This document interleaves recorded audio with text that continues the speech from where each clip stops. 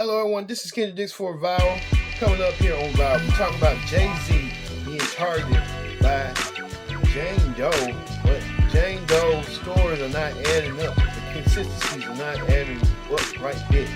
We're talking about Jay-Z being targeted by this Jane Doe. We're talking about here, right now, on Viral. Hello everyone, welcome to this edition of Viral. I'm your host as always, Kendrick Dix here. Glad you joined us here on Viral. We talk about Jay-Z being targeted by Jane Doe, but Jane Doe's stories are not adding up as well as should be. We'll get to it in a minute, but first thing first, join in the conversation using the hashtag Viral here on Connect. Don't forget to subscribe. Subscribe and skip. Tell a friend, call a friend, hit that subscribe button, one more thing here on Viral. Here on we talk about rapper, musician, or philanthropist Jay-Z being targeted by Jane Doe.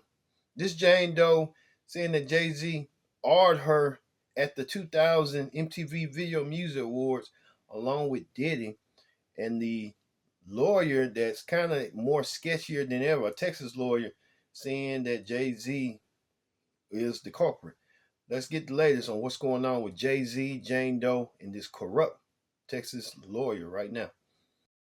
Texas-based attorney Tony Busby made headlines months ago when he set up a hotline to connect with alleged victims of Sean Diddy Combs. On Sunday, he expanded his client's civil lawsuit in New York federal court to name hip-hop mogul Jay-Z, real name Sean Carter, as a second alleged defendant. Quote, defendant Sean Combs, along with his longtime friend and collaborator Sean Carter, drugged and raped a 13-year-old girl at an after-party following the 2000 Video Music Awards. The lawsuit reveals, quote, prior to the filing of this amended complaint, Carter received a letter from plaintiff's counsel requesting a mediation to resolve this matter. The now adult accuser, well within the statute of limitations in this case, as Busby carefully notes. Quote, defendants Combs and Carter committed a crime of violence motivated by gender under the Victims of Gender-Motivated Violence Protection Act. Attorney Lisa Bonner says Busby's wording is likely no coincidence. And he did that so he could take advantage of the opening and that 2-year window of the New York Gender-Motivated Violence Protection Act. Jay-Z did not hold back in his response, releasing a scathing statement which reads in part, quote, my lawyer received a blackmail attempt called a demand letter from a lawyer named Tony Busby.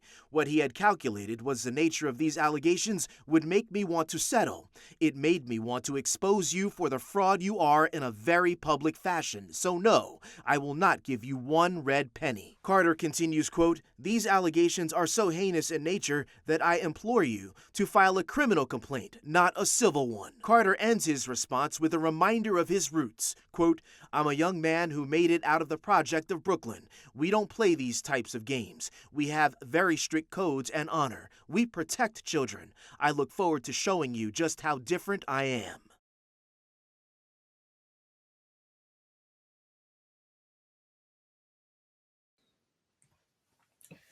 Jay-Z proving that he's not proven his innocence, saying he doesn't know this girl, saying if the girl is what she's saying she is, she will avail herself and file a criminal complaint, and she hasn't done so because of the advice of the lawyer Tony Busby. And a lot of people are saying everything's not adding up with the girl.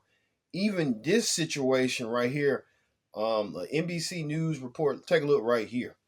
Old is speaking out to NBC News for the first time.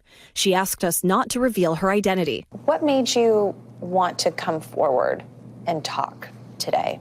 Because I think that I've been quiet long enough about what I've been through, and it's been hard enough to be quiet. But it's a chapter of my life that I'd like to close. An NBC News review of her account found inconsistencies with her allegations. She says that she went to the MTV Video Music Awards in 2000 to catch a glimpse of her favorite celebrities. You weren't scared to be all alone? No, with having autism is like feeling like you live your life in a shatterproof jovial ball. The world's on fire. The fire is inside the ball with you, but there's no way for you to get out. In addition to having autism, the woman says she suffered a head injury. The night of the 2000s VMAs, she says a friend drove her from Rochester, New York to Manhattan, a more than 5-hour drive. Her attorney provided NBC News with the name of the friend who has since died. The woman says she spoke to Combs's limo driver who offered her a ride to an after party. I stumbled upon Diddy's driver, who told me that I was exactly what Diddy was looking for. What did you think when he said that to you? I thought it meant that I was just pretty. She went to a White House, she says, where she spoke to musicians Benji Madden and his brother. I'm talking to Benji Madden about his tattoo because, I have about his tattoo that's the Last Supper, because I have a religious background. So it was just something to talk about. In a statement to NBC News, a representative of the Maddens confirmed that they did not attend the 2000 VMAs and that they were on tour in the Midwest at the time. Yes, the girl, a lot of inconsistencies. When I watched it, I had a hard time believing her. A lot of people saying you have to believe the victim, but this was right here out of the blue. She was kind of like adding up stories. Something didn't add up to that, and hopefully she may have a compelling case. She may not, but it just didn't feel right. It just didn't add up. So hopefully she has a story that she wants to tell, because it just ain't adding up to me. So hey, that's who I'm looking at. This all ties with Diddy, but Jay-Z saying that him and Diddy have professional relationship, not a platonic relationship and stuff.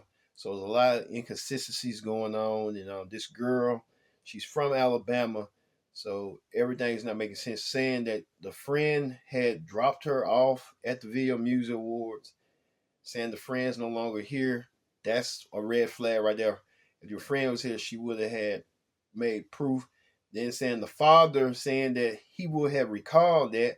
That's another red flag. And her story just was not adding up. So it was just a lot going on. We hope she's telling the truth, but if she's not, we already know. So it's just not adding up to me. But hey, who knows? All right, let's hear what you people had to say. You people had to say a lot on what people say. Let's hear about the Jay-Z and Jane Doe. I gotta come to y'all in this state, but Jay-Z said, let's wrap this shit up expeditiously. So he just released another statement on Roc Nation's Instagram page, and I'm just gonna read it to y'all in my current state, so pray for me. Today's investigative report proves that this attorney, in quotes, Busby, filed a false complaint against me in the pursuit of money and fame. This incident didn't happen, and yet he filed it in court and doubled down in the press. True justice is coming. We fight from victory, not for victory. This was over before it began. This 1-800 lawyer doesn't realize it yet, but soon. Sean Carter. All right, and this one is from his lawyer. It says, it is stunning that a lawyer would not only file such a serious complaint without proper vetting, but would make things worse by further peddling this false story in the press. We are asking the court to dismiss this frivolous case today, and will take up the matter of additional discipline for Mr. Busby and all the lawyers that filed the complaint. Alex Spiro. Yeah, y'all, Jay-Z basically just said, let's just wrap this shit up like yesterday. Y'all, I hate that. Well, y'all, as soon as Tony Busby's suing Roc Nation, now Roc Nation is suing Tony Busby. Jay-Z's lawyers are hitting Tony Busby back, accusing him of misconduct and attempting to extort the rapper before filing a lawsuit. Now, in a motion filed Wednesday, Jay-Z's attorney requested the court dismiss a Jane Doe lawsuit naming the music mogul and Diddy. Spiro claims Busby initially threatened to expose Jay-Z's identity in the case unless he received a payment. When Jay-Z refused, Busby amended the lawsuit, publicly naming Jay-Z in the lawsuit and his involvement of the 2000s incident of the 13-year-old girl. Now, Jay-Z's lawyer ain't playing. Spiro has pointed to the multiple discrepancies that came out in the NBC interview that she did earlier this week, citing that the NBC News report that questioned key claims, including where Jay-Z and Diddy were after the 2000 VMAs, and the accuser's father denying key details of her account. But that's not it. The motion further accuses Busby of failing to fact-check his client's allegation and highlights a history of alleged misconduct. Jay-Z's lawyer is seeking a preservation order to safeguard evidence and a court order to strike the complaint against Jay-Z. Busby has yet to respond. Well, y'all, as soon as Tony Busby's suing Roc Nation, now Roc Nation is suing Tony Busby. Pulling out of the race, and he is going to drop this lawsuit against Diddy and Jay-Z. Let's talk about it. Now, breaking news, Media Takeout reported that Tony Busby's case falls apart, may drop Jay-Z's suit by Christmas. Chill. How many days we away from Christmas? About 1 or 2? Chill. Tony Busby and Jay-Z's back and forth in the media has been pretty entertaining the past few weeks, but it may soon be over. Media Takeout is hearing rumbling from the Houston lawyer is likely preparing to drop his lawsuit against the most successful hip-hop artist in history. We spoke with an attorney who worked with Tony Busby in the past, and he suggests the Houston litigator is likely to drop his lawsuit against Jay by Christmas. The attorney told Media Takeout Busby likes to play offense, not defense. For him, every lawsuit is an economic decision. If he thinks he'll make more money by staying in, he'll continue with the lawsuit.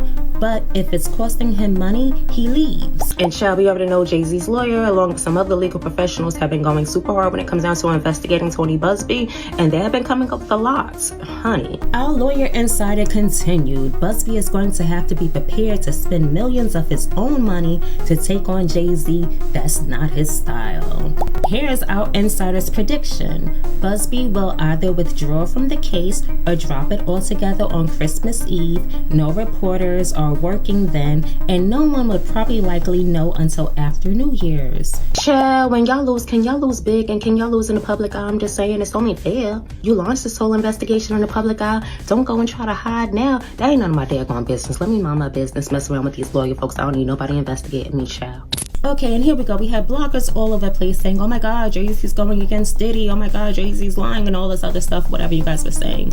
Me, personally, though, I kind of took it like it was an alley-oop to Diddy. Because, okay, if this one case gets dropped based on the investigation that Jay-Z's lawyers have done, then that means that's one case down. And Tony Busby, in my opinion, is going to be a little bit more skeptical when it comes down to attacking at least Diddy, definitely Jay-Z. But the Diddy allegations, they're going to actually lose a little bit of merit when it comes down to the court and the filings and the lawsuits. That's just my opinion, but hey, you heard it here first. Like, follow, share. Bye. A lot of people like me saying the girls just didn't add up and everything's not falling in line. So hopefully she better have a compelling case because everything's just not making no sense whatsoever. But hey, you be the judge on that. Thanks for watching this edition of Vow. I've been your host, Kendrick Dick, saying so long. We'll see you next time for another edition of Vow.